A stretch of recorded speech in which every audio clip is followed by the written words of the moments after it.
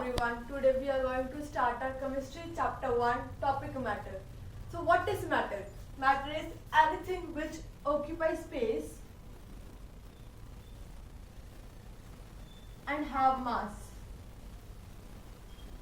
That is known as matter. It can be anything, whether it is bed, chair or living thing or non-living thing. Thus it should follow two conditions, that is occupy space and have mass. That is known as matter. Now matter is classified into two types, that is physical classification and chemical classification. Physical classification.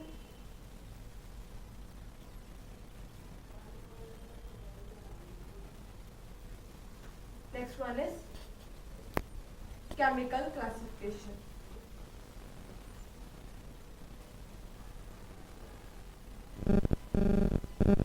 Physical classification. Physical classification are of 5 types. That is, we have to study 5 types of matter. First one is plasma,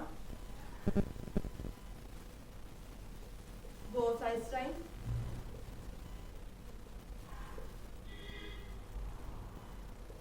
solid, liquid, and the last one is gas. So in a class 11th in our syllabus only we are having 3 types of states of matter, that is solid, liquid and gas. We will not read about plasma and Bose-Einstein. Next is physical classification. These are also of 2 types, pure substances and impure substances.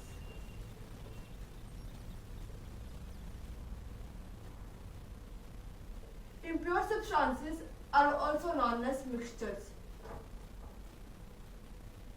There are also 2 types, that is homogeneous mixture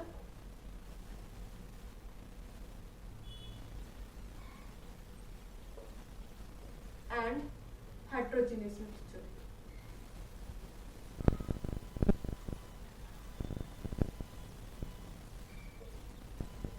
Pure substances are also of 2 types.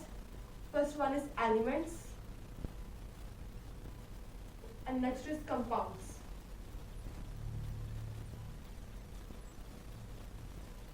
So this is our overview of what we will read in this video. Like what is matter, that's occupies space and have mass. Now it is of 2 types, that is physical classification and chemical classification. In physical classification we will read about solid, liquid and gas. In chemical classification, pure substances and impure substances, or you can call mixtures. In pure substances we will read about elements and compounds, and in mixtures we will read about what is homogeneous mixture and what is heterogeneous mixture. So this is the overview. So we will continue first of all physical classification. Physical classification. We know that there are 3 types of states we have to study. First of all, solid, liquid and gas. What is solid? First of all, I am drawing a diagram for 3 of them. These are the particles, you can say, or molecules that are solid. In liquid,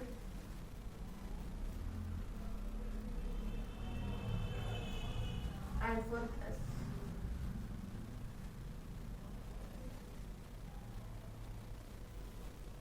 Right? In solid, we know that particles are very closely packed to each other. If particles are closely packed, then only they are attracted to each other. So that's why we say that the body is rigid or the body is solid. First point, particles are closely packed to each other.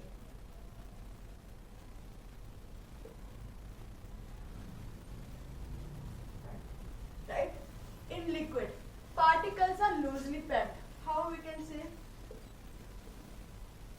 Particles are loosely packed. That's why they have the ability to flow. If they are tightly packed, then it will have a rigid body, then it will become solid. But we say that, for example, water, we can say alcohol, milk or oil. We know that that they are liquid. How? Because their particles or their molecules, they're close, they're loosely packed to each other. Because and their intermolecular force of attraction is loose to each other. That's why they have the ability to flow, and that are known as liquid. Gas. In gas, particles are very, very loosely packed. Very much loosely packed they are. For example, carbon dioxide, oxygen. That's why they can flow in here. They are flowing particles, as you can see in the diagram also which I have made. That particles are too very loosely packed. They are too much far away from each other. That's why they are moving in the air, like carbon dioxide and oxygen or any gas you can take. But solids, they have definite shape. Whereas liquid and gas, they do not have definite shape. Do not have definite shape. Similarly in gas,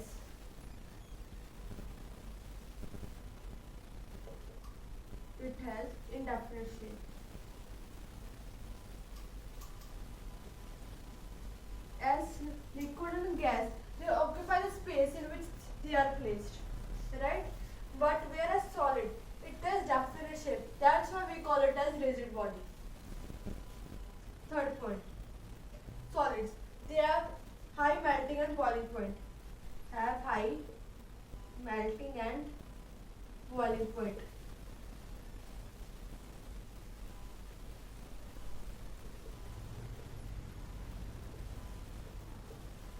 Means they have a temperature above its room temperature. In liquid, it has comparatively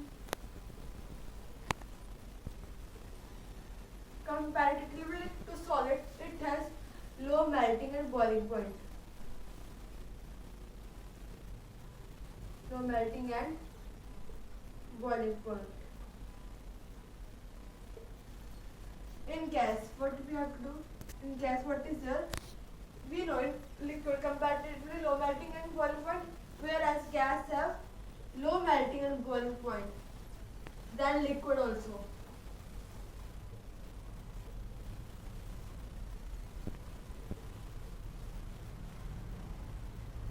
The liquid and solid, right? Fourth point, solids have definite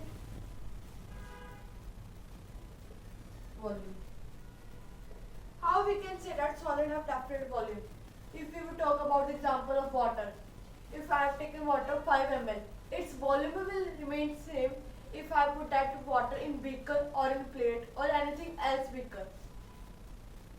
Whereas liquid, we know solid have definite volume, liquid have also definite volume. If we talk about water or anything else. In gas, indefinite volume. You can take the example of any gas, whether it is carbon dioxide or oxygen, carbon monoxide. Its volume will remain indefinite. So these are some points, but that is difference between solid, liquid and gas. That how solid is different from liquid and how liquid is different from gas. So these are the main points, that particles are loosely packed in solid. They are having definite shape, they are having high melting and boiling point and definite volume. Whereas in liquid, particles are loosely packed to each other. Why? Because intermolecular forces are loosely to each other.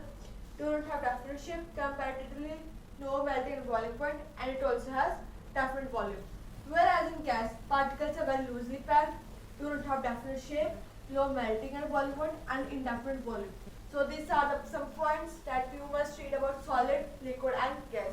Next part, chemical classification, that we will do in next video. So thank you.